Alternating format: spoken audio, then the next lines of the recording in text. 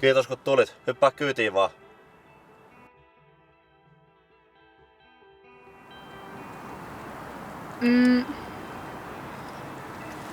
Sori, mikä se oli se asia, mistä sun piti munkaan puhua?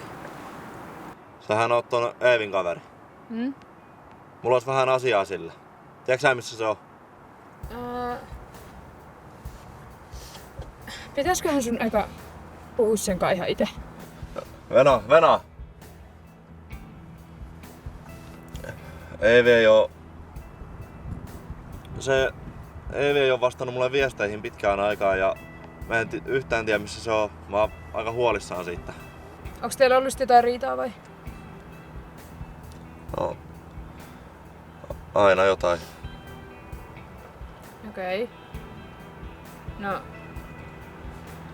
viimeksi mä näin sen siellä sairaalalla, kun mä olin siellä sen kanssa ja pakko sanoa, mä vähän ihmettelin, että minkä takia sä et ollut siellä.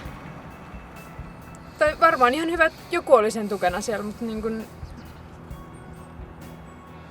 Joo, no hyvä, että siellä oli joku ainakin sen kanssa.